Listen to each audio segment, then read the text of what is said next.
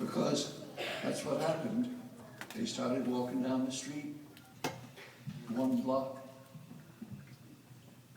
2 blocks. Way up ahead, there was a siren, and a motorcycle with a policeman on. You're all under arrest. Like magic.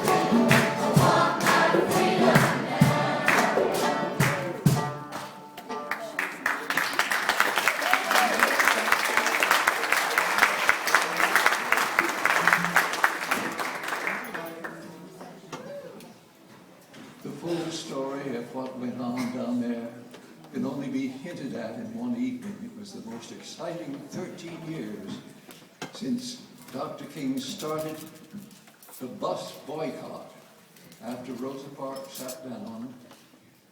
Her friend E.D. Nixon had just become acquainted with King because King had only just started being the pastor of a church in Montgomery, the capital of the state of Alabama. And he called up Dr. King, can we have a meeting at your church tomorrow night to protest Rosa Parks being arrested? And he said, well, I'm new here, Brother Nixon. Call me in a couple hours. I'll check with my deacons. Well, 2 hours later, he called up, and King said, yes, I'm glad to tell you they all approved. And Nixon, who was working with the NAACP there, he said, Reverend King, I'm so glad you said that, because I've just told 200 people we are meeting at your church at 8 o'clock. Well, at that meeting, he had also invited newspaper people. The leading newspapers, the white newspapers of Montgomery, were invited to come, and they said, they're going to have a bus boycott. And they printed news of it in their Sunday paper. Sunday night, there were 4,000 or 5,000 people showed up. There, of course, wasn't room for them in the church. They filled the parking lot, and they had to get speakers out there. But later on, King said this was the most important speech he made in all his life, because he said, we are going to win this bus boycott if we are nonviolent. And time again, there was disagreement. But his house was bombed one night. Coretta and Martin had their bed on the corner of the building where 2 streets crossed, and she decided to put the bed in the opposite corner of the room. And that very night, their house was bombed, and they would have been killed if they'd been in that corner of the room. And in a few weeks, some of the middle-class African-American lawyers and doctors, they said, Reverend King, we should accept some compromise. People are going to get hurt. And he said, come to the church, we'll talk. And there were younger people who said, look, they bombed us, why don't we bomb them? And he says, come to the church and talk. And he himself would not say much, but he'd ask questions. He said, now, you talk and you ask questions. And maybe 20 minutes later, he says, let's shift. You talk and you ask questions. It might go on the whole evening, or maybe even for 2 days. until they finally agreed on what they were going to say, and they would move forward together. And of course it helped to have the Warren Court, because out west, the children in schools were told, you can attend schools together. It was one of the most exciting periods, maybe the most exciting period of history in the 20th century.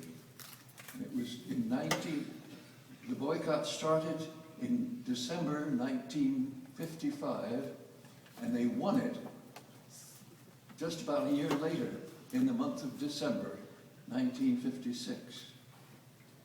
I didn't meet Dr. King until 6 months later, because a little school that Rosa Parks went to, called the Highlander Folk School, a very small school in the mountains of central Tennessee. She'd gone there, and a man named Miles Horton told them all that things can be done if rank and file people do them. Don't expect leaders to tell you what to do. And she couldn't get over the sense of humor of Miles Horton, the head of this little school. He was questioned by the governor of Tennessee, having a human rights commissioner, who said, Mr. Horton, how do you get Negroes and whites to eat together? And Horton puts on his most professorial manner. There are 3 things you must do, Commissioner. 1, you must cook the food. You must set the table. You must ring the dinner bell. Rosa Parks sat down, and we know more what happened.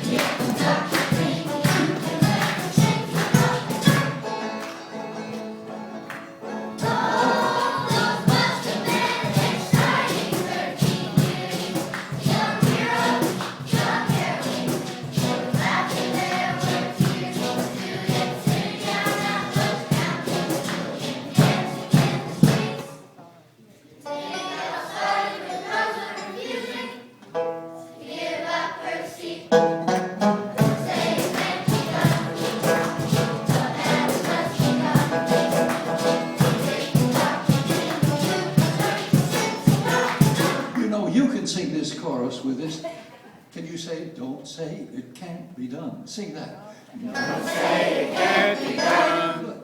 The battle's just begun. The battle's just begun. Take it from Dr. King. Take it from Dr. King. Let's sing those 3 lines. Don't say it can't be done. The battle's just begun. Take it. Take it from Dr. King.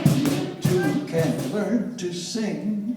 You too can learn to sing. So drop the gun. So drop the gun. Now you know the whole chorus. Say it can't be done. The battle. The battle's just begun. Take it. Take it from Dr. King. You can learn to sing. So drop the gun. Song, song, song, get them going and growing. They didn't know all the millions of seeds that they were sowing. They were singing on marching to the Indian tale. Songs gave them the courage to believe they would not fail. Don't say it can't be done. The battle's just begun. Take it from Dr. King. You can learn to sing without the tongue. Now the last verse of this song has 2 words that need to be shouted. Now, some of you are singing good, but others sitting back. But you can shout, can't you? The two words are "we will," and you'll see where they come along. I want to hear your shout. So you raise this ceiling, which is 135 years old or so, and you raise that ceiling a little. So here's the last verse.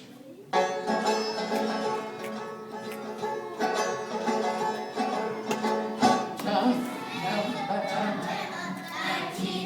1955, but since September 11th, many wonder, will this world survive? And if the world learns lessons from Dr. King, we can survive, we can, and so we sing. so say it can be done. No matter what you got, take it from Dr. King, you can learn these things and You're singing better and better and better. Put them together.